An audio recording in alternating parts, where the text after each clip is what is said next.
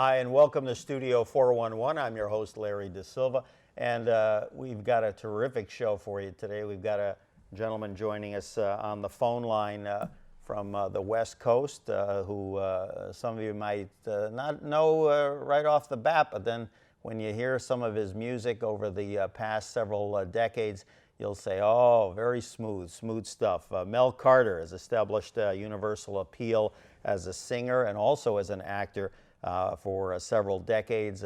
Many of you, of course, will remember his excellent 1965 top 10 hit, Hold Me, Thrill Me, Kiss Me, which again is one of the more played oldies, shall we say, throughout the country.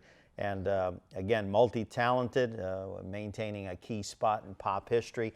And he is still doing it up strong. And we've got a new CD here from Mel called Mel Carter Continues. And on the phone line joining us today, Mr. Mel Carter. Mel, how are you? I'm good. I was wondering who you were talking about at first.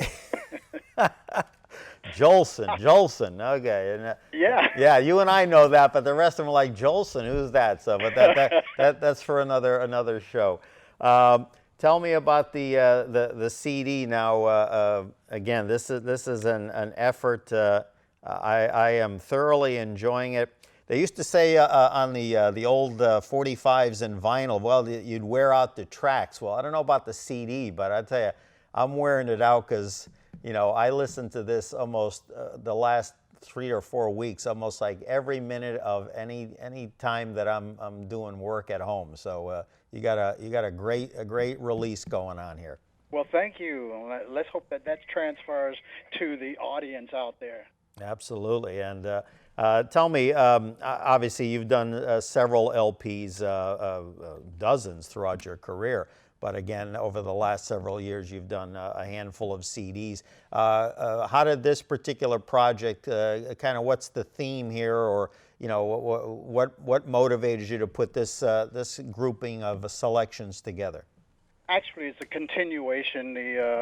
I think 3 years ago, I started with The Heart and Soul of Mel Carter, and then we had Mel Carter, The Other Standards, and now it's Mel Carter Continues, and it's a group of songs that I kind of especially love because I grew up with these songs and knew these people, and thought that it was worth me breathing life back into these songs, and they're standards, not the standards that you would hear the Gershwins, the Harold Arlens, or all those things that people do over and over and over, but they're standards, and you would know when you hear the title or when you hear the song. Absolutely. Now, I noticed, and we'll spend a little time talking about some of the tracks, and later on we're going to, at the tail end of our interview, we're going to hear one of the numbers from here, a tremendous arrangement of an old traditional song.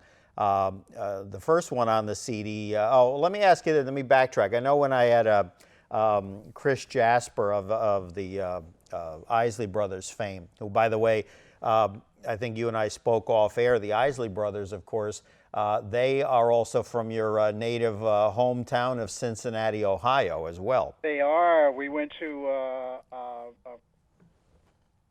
Ronald and I went to Hughes High School together, and they lived in Laughlin or Lincoln Heights, which is a suburb of Cincinnati. But we grew up knowing the Isley Brothers. They sang gospel. It was a gospel group, just like some of the other groups that were around that people grew out of and became pop singers.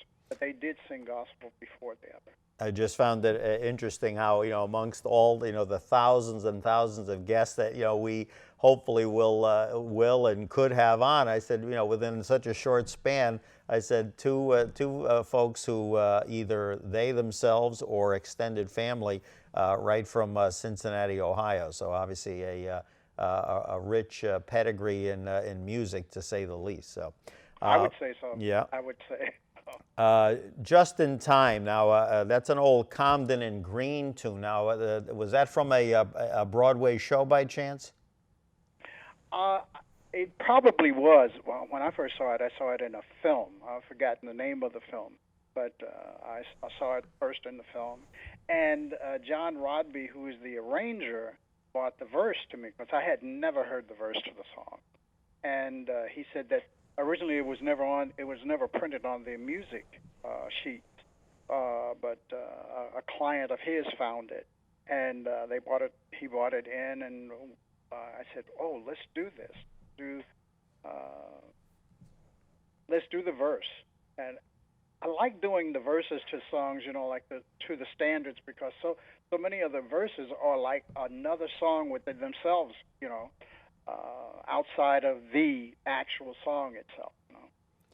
Now, as far as this CD or any of the other recent ones over the last dozen or so years you've done, is there kind of a sequence that as you're recording the numbers and then you kind of decide, well, what's going to go first, what's going to go last? Do you subscribe to that? Because I know some artists, it almost becomes kind of a theme, or a sequence. In other words, to tell a story. Is that kind of like, or am I reading too much in?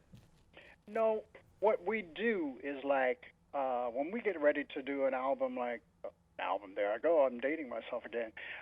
We pick out numerous amounts of songs. Then I get with the arranger and we rehearse and we weed out the best of the songs that I've picked, and then the ones that I would sound the best on, getting the keys. Then when you record, you put it in sequence so that it follows along, not as a story, but as like a live concert. Gotcha. Takes you from letter A to Z instead of bouncing you and then bringing you back and then bouncing you and then bringing you back. We try to sequence it so that it moves you from like a roller coaster, takes you up all the way to the top.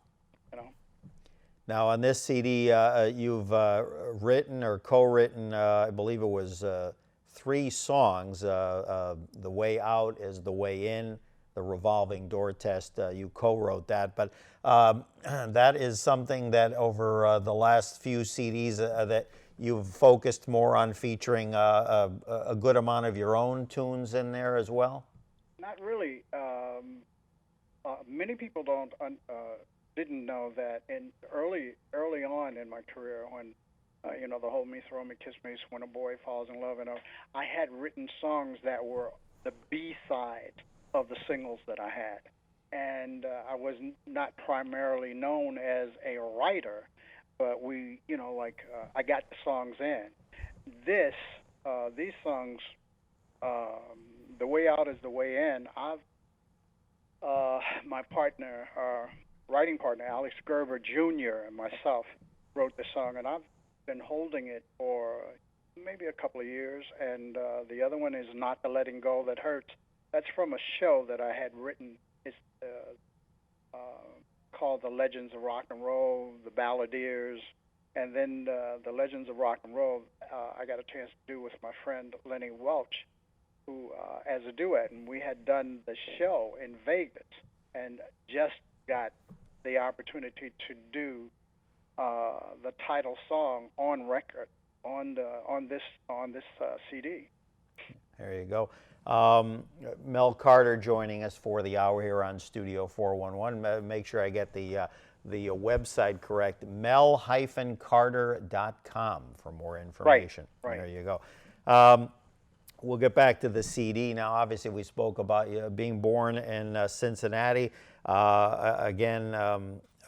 Your grandmother, as with so many artists, the grandmother always seems to be kind of a main focus to get an artist started. I always remind her of people like Carol Burnett, and countless other entertainers, singers, and the like that always have a tremendous admiration and stories to tell about an elder that kind of showed them or pointed him in the right direction. Right. A story about a penny arcade. Does that ring a bell? The Penny Arcade back in the day, the main part of town or downtown area there in Cincinnati, we had the Fountain Square, and they had these penny arcade, very much like the shops that you go in and have game things. Then they were penny arcades where you went and did the games of that era, and they had a recording booth, and that was direct disc. So when you went in, and that's similar to the things when you go in and take pictures. Well, Right. you could go into the booth and pick up the mic, and you could sing, and it would be a direct recording on a paper. I guess it's paper disc. Mm-hmm. And I remember the first song I ever recorded, and that was called "Me and the Devil. We Had a Tussle, and You Know I Won." Okay. All right. Somehow I'm reminded when you started talking about the devil, I was reminded of Flip Wilson, may rest in peace. But no, little Geraldine sounding there. That's a good title for a song. Tell me now, by the age of 9, you were already working on stage. Would that have been like the tail end of like a vaudeville, or was that kind of just a club situation you were working No, with? in those in here we go. Back in the day, and I think the three theaters that were movie theaters, that the State, the Regal, and the Roosevelt Theater. Well, the State Theater and the Regal Theater, they would have stage shows, artists that come in and perform for a whole week, and you would see the stage show, then see the movie, the stage show, and it would go on like that. Anyway, one of the artists that had come in at the Regal Theater was the Lionel Hampton Band, and they had on Saturday they had talent shows, and I won a talent show. And one of the things that you did when you won the talent show, you got to work with the band or the artists that were working that week, and that was Lionel Hampton. So that was my first gig, or one of my first gigs was singing with Lionel Hampton's band. And the singer that he had then was a little Jimmy Scott. Who, by the way, is featured on one of your songs. Am I correct, or did I read there was something attributed to you about talking about little Jimmy Scott? I don't know. Where did I just heard that the other day. No, little Jimmy Scott I met him when I was 16 years old, and then had the opportunity of working with him maybe some 5 years ago here in Los Angeles. But I've known him down through the years. Now, with Lionel, did you ever have a chance to run into him later in life and perhaps refresh his memory that little Melvin Carter was now Mel Carter, the singer-actor? No, never ran into him anymore after that. I think it was, from 16 to 21, you still stayed around in Cincinnati, and it was 21 before I came to the West Coast. We're here with Mel Carter joining us via phone on this episode of Studio 411. Mel-Carter.com for more information, and of course we're featuring Mel's CD, Mel Carter Continues. We'll be hearing a track from that later on in the program. Besides, obviously, someone like Lionel, who you were exposed to at a young age, talk a little bit about influences throughout, let's say, the first 20 years or so, 25 years of your life, both musically and non-musically. Give me the 3 or 4 influences that really had an impact on you. Well, I got to say this. When I first started, I started when I was like 6 years old. I mean, I was on a show in Cincinnati called Betty and the Boys, WKRC, and where they had to put me on top of the piano, and I sang. Then there was Ruth Lyons, WCPO, the Ruth Lyons show, and if you go through Wikipedia, you can see how big she was then. My association then, when in my teens, I started singing. Well, I've always sung gospel, but my relationship with Robert Anderson and Mahalia Jackson, being a part of their singing aggregation, and then especially meeting Sam Cooke when I was a teenager, and he was singing gospel, and I was in Chicago, and which led to me coming to the West Coast, and my first record signing up here was with Doris Day's company, Arwen Records, and I went from Arwen Records to Sam Cooke signed me, and I became his protege, and that's because he had known me in Chicago. So there are, and Quincy Jones. Sure, absolutely. Yeah, you were on his on Mercury Records, but Right. nothing really materialized in the long run from that, other than perhaps picking up a few pointers on how to conduct yourself musically. Certainly from a person such as I have Quincy. a record. I had a record in 1957 that he produced called "I Need You So," and "When I Grow Too Old to Dream," and it did bubbling under. Almost every record I've ever done has made the charts in one way or the other, but that was a bubbling under with Quincy. And I did several film title songs that he did. Banning, George The Eyes of Love, George, from the film Banning, and a couple of others. I was with George Papard, if I recall. I'm not sure. Yeah, I believe so. And then we spoke off air also. Enter Laughing, the Carl Reiner produced film. Quincy was involved with that. So it's good to have friends in high places. Well, I'm lucky that I happened to come along during that period of time in my youth where I had a lot of mentors who were really, really, really big names and became big names. I'm just lucky to have been fortunate to be a part of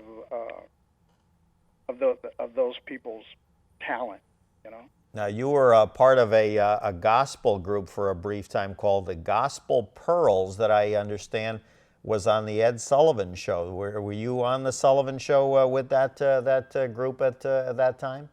Yes, we had a show. It was called. It was a live show, a stage show, and the Gospel Pearls was a group that was in it, and we did do the Ed Sullivan Show. I've forgotten the theater here. I've forgotten the name of the theater, but it's across the street from the Palladium. That's where they used to have the show here. Oh, okay. Oh, so it wasn't in New York then. Oh, I got you. No. But when they came to the West Coast, they had shows here. Gotcha. There you go. Mel Carter joining us here for the hour on Studio 411, mel-carter.com for more information, and also talking as well about Mel's career and his latest CD effort called Mel Carter Continues. So right, and it was Bessie Griffin and the Gospel Pearls. Oh, okay. There we go. Yeah, she was a big gospel entity. So it was Bessie Griffin and the Gospel Pearls. Something I was reminded of when we were talking about Quincy Jones, the show, what a genius he is, and still with us, still working hard. But a lot of people don't realize that the late Leslie Gore, who passed away in 2015, practically all of her hits from the early to late 60s were all pretty much produced by Quincy Jones. Yeah, the first one, the biggest one, It's My Party and I'll Cry If I Want To. Yeah, I mean, then when you hear it and you start really listening closely to the arrangements, then you can tell it's not it's not just something thrown together hastily. That it's good stuff. But it's it's a tribute to how talented that gentleman was. Oh, Still absolutely. is. Yeah. Is like he can take a little small aggregation like that and get that pop sound out of that, and yet come back and do a movie score that is unforgettable to you. You know. And not too long ago, I happened to run across this video that, of course, it's hard to believe it's already 30 plus years old, but the involvement of Quincy in the We Are the World project, the video, the song, and of course, Yeah. you know, what a job, and you know, again, just he continues to do great work. So it's good, as of course are you. Another CD here that I want to throw out, we have an image of it up on the screen. Mel Carter, The Other Standards, that was one from a few years ago that you did. Similar type of music as what we hear on the new CD? It's similar type of music, but on the new CD, it's more big band. I mean, I have some of the most incredible musicians on this, the new one, as I did on the old one. But this one here, oh man, like all I can say is like the band. Wow, wow. Yeah. Wow. Oh, yeah. No, that's something I've spoken with whenever we do have a musician on or a group on from time to time, is that you know, you remember people throughout, you know, your growing up that you say, oh, well, back in his or her heyday, you know, they were on top of their game, and then sometimes they go to a smaller label or they start self-producing their own stuff for any number of reasons, and you can tell that the quality isn't there. When I saw the roster of this particular group of musicians that you have, and then when I, you know, started hearing the tracks, I mean, this is, and you produced this record, so again, obviously you've been paying very close attention to those folks who've produced you over the years, because you've got a great bunch of musicians. I'd hold on to these people, let me tell you. Yeah, and and this is live. This isn't tracking. This is live, and I love doing that because, you know, like when that's what we used to do back in the day. All of the, you know, you get 30, 40 musicians in the studio, and you have like 16, 18, 20 voices, and you run something through one time, and then you put it down, and it's something magical about when there's a live. For me, it's something magical when there's a live musicians, because you can hear different things in the sections, which can be an added thing for you as a vocalist. But I love it. I just love live, and everybody likes the other people, the new people like to do tracking, and I guess that's okay too. But there's nothing better than a live band that is cooking, that is beating you in the butt for you to produce. Yeah. Oh, yeah.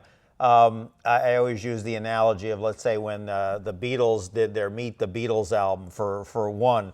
I mean, it was basically recorded in 2 or 3 days, and I'm sure even with some of your hits back in the '60s, those things were probably done in, you know, not even half a dozen takes. Now, over the last 20, 30 years, some of these efforts that come out, you know, taken in an inordinate amount of time, and then the artists wonder, geez, you know, why does it seem like that people have passed me by? Well, because you got to be putting this stuff out quick.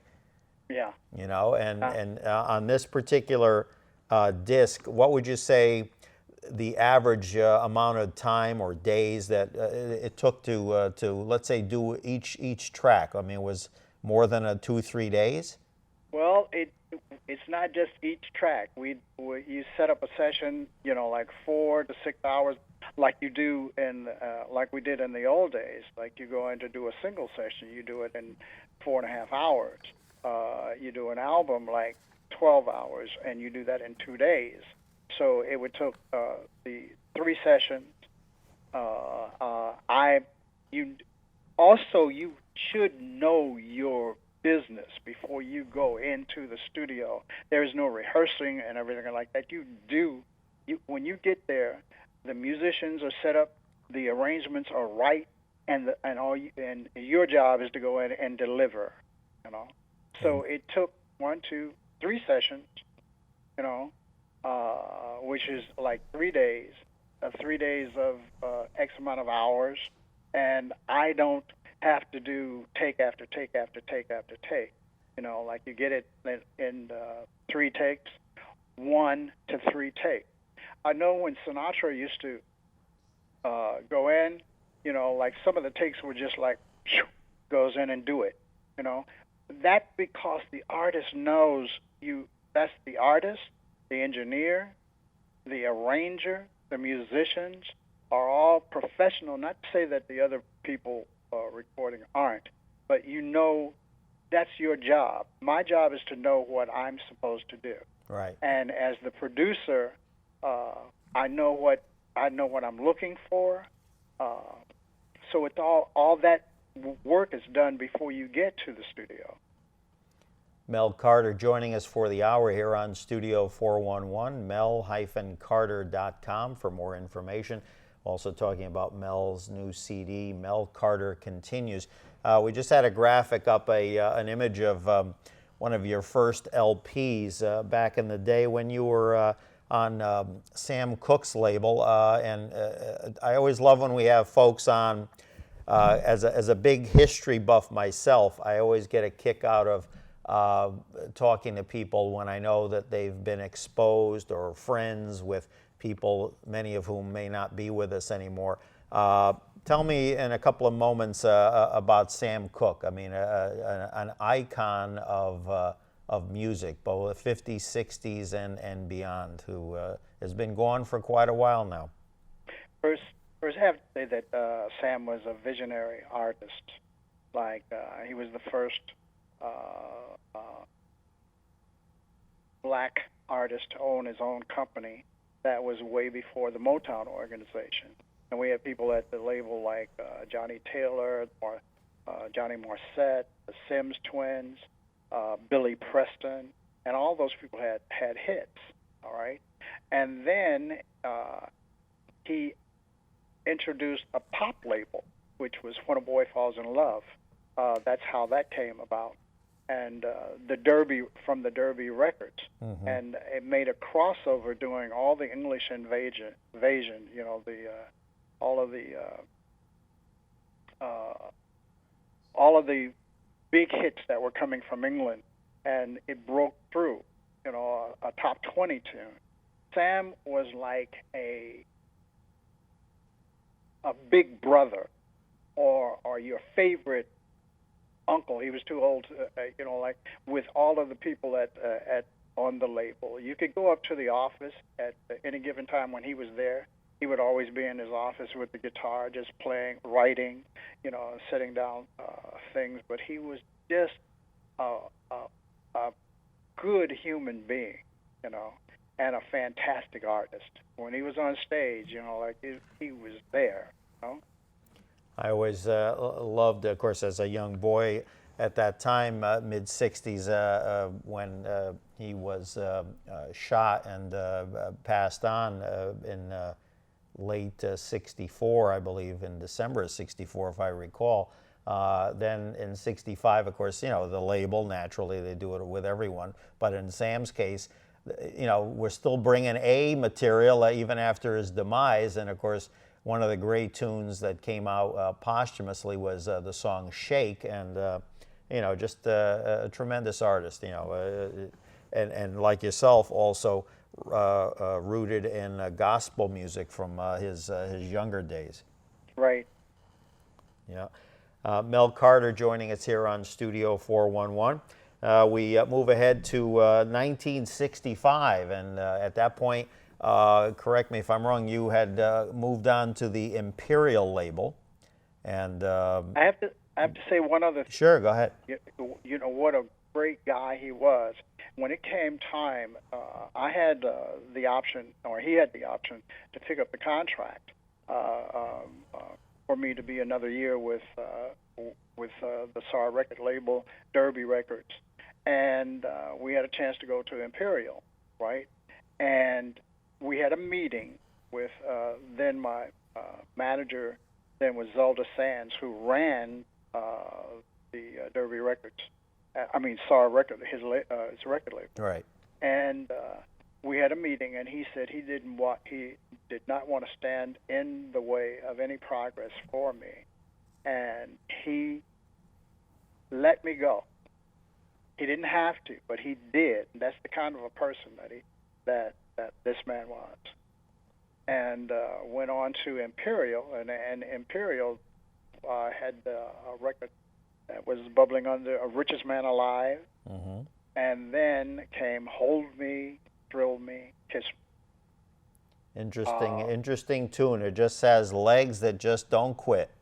Yeah, and the funny thing about it is that I hated that song. I hated it because I thought, I always fashioned myself as a jazz singer prior to that, even though I was doing When a Boy Falls in Love and all the other, had the other hits.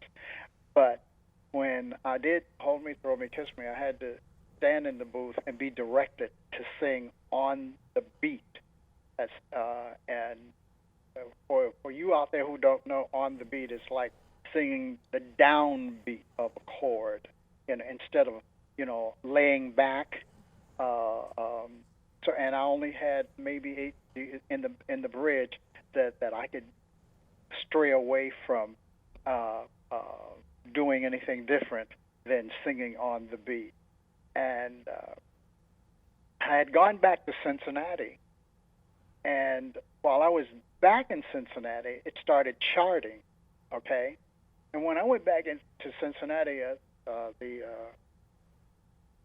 Ted Mack, Original Amateur Hour, Yes, sir. had auditions there.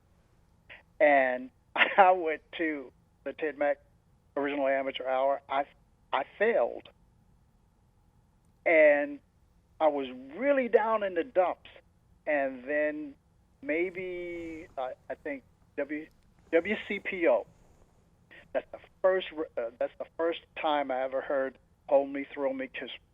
And I heard it, and they said that it was a legitimate hit. It was moving up the charts.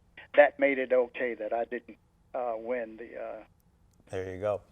And for the listeners, Ted Mack Original Amateur Hour, which ran on CBS from, I want to say possibly even the late 40s, but definitely the 50s until about 1970 when the NFL kind of squeezed it out. It used to be on, my mother used to watch it at 5:30 in the afternoon on CBS, and Ted Mack was kind of picture like a, not a poor man's American Idol, but you had people like Brenda Lee, Patsy Cline, many others I'm forgetting who won this competition, but it wasn't necessarily drawn out over like weeks and weeks like some of these competitions are now. But kind of that was the kind of American Idol of its day. But yeah, we've got an image up of someone I wanted to jump ahead to real quick. Dick Clark. Doing my research, I was amazed at, I guess, the number of times, 9 times that you were on Dick Clark produced shows, possibly on American Bandstand. I know you were on there probably American Bandstand, Where the Action Is. Yeah. And there was another afternoon show that he had. Yeah. But just remarkable stuff, and actually you're probably one of the few that, I don't know if you were on in the 70s, but I know I saw the still that we had was actually from an appearance in the early 80s. So you actually transcended like over a 3-decade time frame with working with Dick. We had Donna Lauren, the singer-actress, who was from Shindig and many other shows, acted on The Monkees, Batman, and still performing today. She told a story about being on those Dick Clark caravan tours, and I don't know that you and Donna crossed paths because I know the caravan tours would change performers, quite quickly.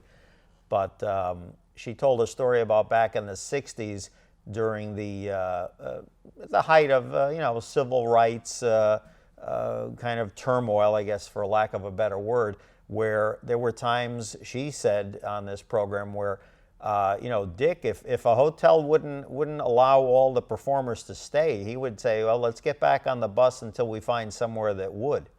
That he did. He did that. Yes, he did. I can testify to that.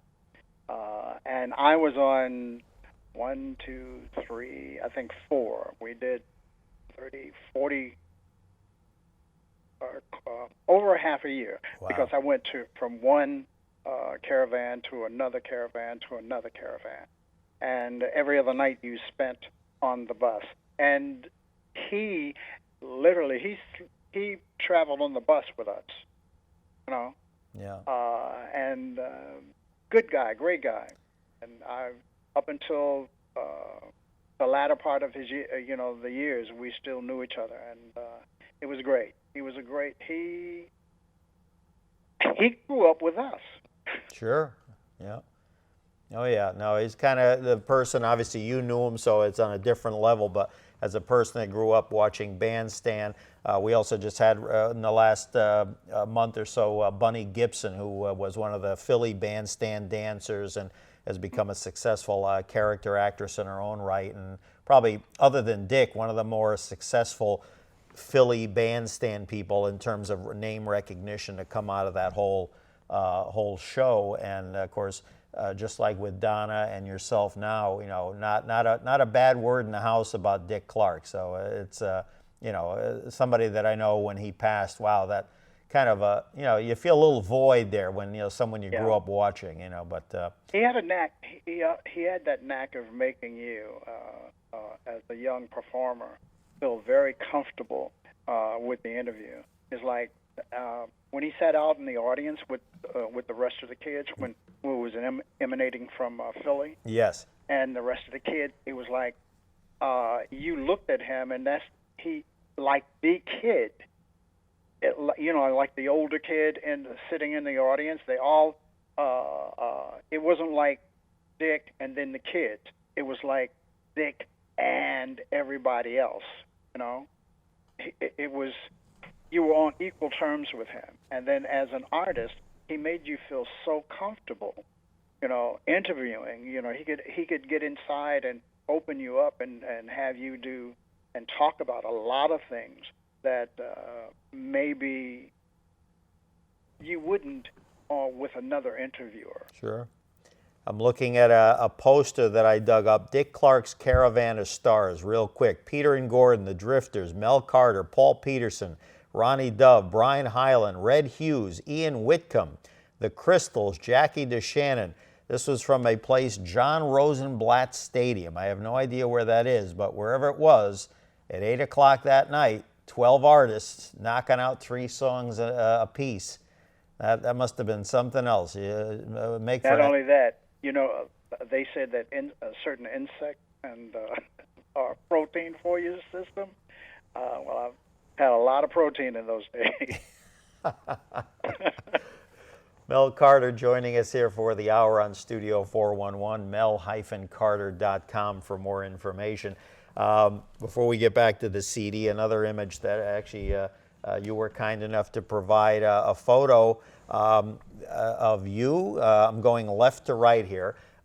Mary Wilson, who I had the opportunity to meet about 10 years ago, lovely woman. The great Marvin Gaye, looking sharp with his tie and his suit there. And then on the right, I don't know. Have you ever found out who that fourth person in the photo is? Somebody said that she was Mary's hairdresser or the hair. Oh, okay. Some of the Motown people. Gotcha. That was a backstage thing at the Coconut Grove. Because I was trying to figure out who she was. There was an actress, and I think her first name was Lynette, and I cannot remember who the last name was, but for a second I thought that was her. But okay, so thank you for clearing that up. But yeah, that in some high company there with the Supreme, Marvelous Marvin, and the great Mel Carter. Quite a, that must have been, hopefully you guys got up and did a number. We talk about, Mary and I, like we did a show in Philly the earlier part of this year, Philadelphia. There you go. And I knew them. I met them when they were the Primettes. That's before they were the Supremes. They had it was a group that they had just started, out of the motel, and what they were called the Primettes. She brought that up to me because I had gone to Detroit for to do a show. I think at Flame Show Bar, and I had met them. It must have been a television show that we had done, a local show that we had done in Detroit. A gentleman that, Goes back. sad to say, a lot of our listeners do not remember, but I have to ask, because I was fortunate enough to see the show syndicated out of New York, but you appeared at least once, perhaps more than once, with a gentleman named Lloyd Thaxton, who was a Southern gentleman who hit it big in L.A. and was kind of like a Dick Clark of the mid-'60s. What do you remember about Lloyd Thaxton? On KCOP. Yes, sir. KCOP used to be, KCOP that's Channel 13. It was the ABC of the local television, and Lloyd was the top gun then for I've done several shows on yeah, he was name of the shows right now. Yeah, no, he was a good guy. And then guys like Woody Woodbury and a few others. These are all names that, like, wow, just bringing back memories of watching their programs. Either talk shows or music, teen shows. Again, some of the ones. And I have to ask, you were on, as part of the Dick Clark Productions, Where the Action Is. I found one from September of '65, and I know these segments were filmed in different places, but I don't know if you remember, you and Lenny were actually on the same program. Were you guys even anywhere performing near each other at that time, or that just happened? No, the great thing, I never met Lenny until maybe some 18, 20 years ago. There you go. And we did a show in Cincinnati, Ohio at the Music Hall Theater. And that was the first time we ever met. And we hit it off. We became instant friends and have been friends ever since then. That's one of my best buddies in this business. And I find it terrific because even in my adult years, hearing, of course, your song and always equating it with you, and then of course Lenny had that Since I Fell for You, and again I've seen both of you gentlemen on the PBS TJ Lubinsky type programs, doing at various points in your career on those retrospectives, and it's just it was amazing when I heard that you guys were on this new CD doing the song The Legends of Rock and Roll. I thought, I've been always thinking about these two guys like they should do something together. Well, it's been actually when I first wrote the show, I wrote it for Jerry Butler, myself, and Lenny, and Johnny Nash, and I can't think of Gene's last name. 100 Pounds of Clay. Oh, Gene McDaniels. Gene McDaniels. Yeah. Gene was in upstate New York with a record label, and Johnny Nash didn't want to come away from his ranch. And then Jerry Butler was into politics, so it was left up to Lenny and I, and we got together, and it was something that we wanted to do ever since we had first met, and it was right now to go in and record the title song to that show, The Legends of Rock and Roll, and Lenny and I have so much fun when we get together and do things like that. I mean, it's just it's infectious, Oh yeah, no, it's like I said, it's a great track that you guys have done. And in the remaining moments, again, I was telling you off air, the song "It Hurts to Be in Love." Again, that to me is one of the best tracks on the album. They're all good, but I mean, this one just, again, I always have the saying, different strokes for different folks. Right. And everybody will listen to a selection of tracks, and one or more will grab them, and that's the one, as you told me off air, Annie Laurie. That whole Annie Laurie tune. And like I said, when I was talking earlier, and I was saying that a lot of these songs, when you hear the titles, they are standard tunes. They're just not they're just not written by Harold Arlen and the Gershwins and all the things that you hear over and over and over. But when you hear the title and you hear the song, you say, "Oh, I remember that song." And if you don't remember it when you hear it for the first time, it's new to you anyway. Absolutely. Mel Carter joining us here for the hour on Studio 411 in the remaining moments. And again, just a tremendous CD. Now, and I'm remiss at not mentioning this earlier, Grammy-nominated singer-actor Mel Carter. Again, mid-'80s, you co-produced a gospel-themed album. And make sure I get the title. Was it called Willing?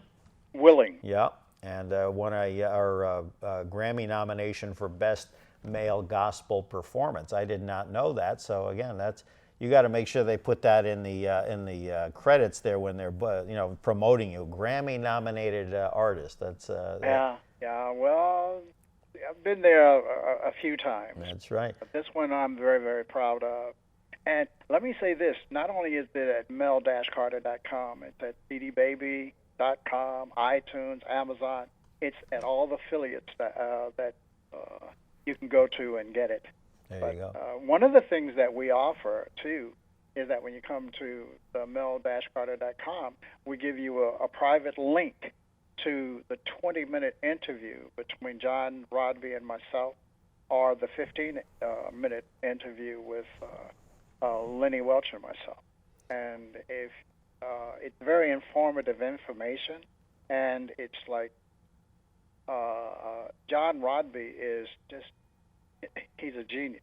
He's a genius, and he's worked with Johnny Mathis. He's worked with I can't think of the Italian singer who was played Johnny in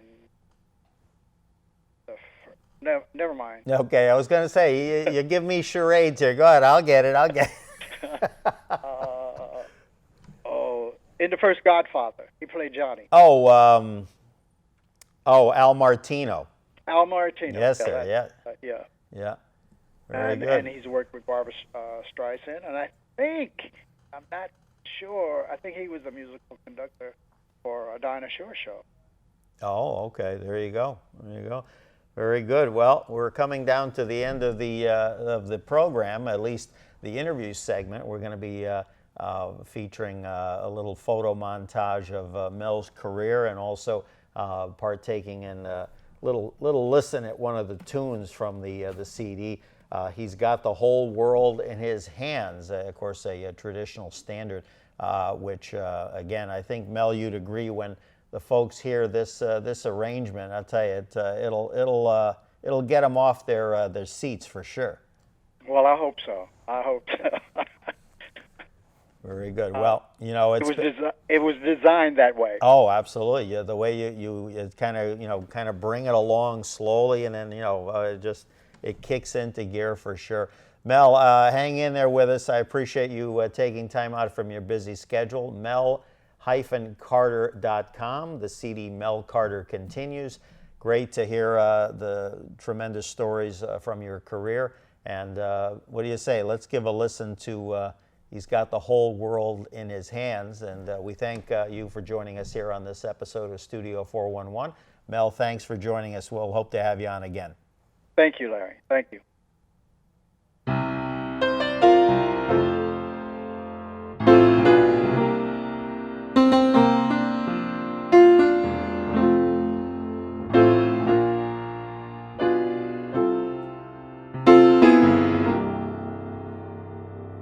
He's got the whole world in his hands. He's got the whole world in his hands. He's got the whole world in his hands. He's got the whole world in his hands.